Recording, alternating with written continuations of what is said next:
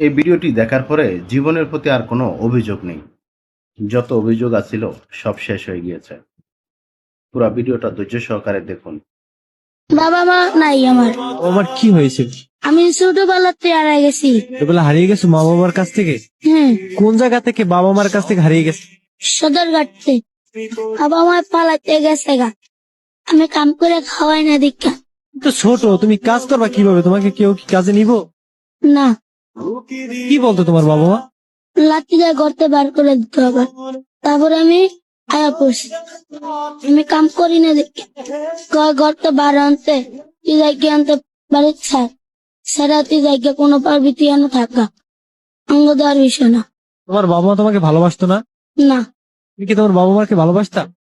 হ্যাঁ, আর কি মন চায় না যে বাবা মার কাছে থাক?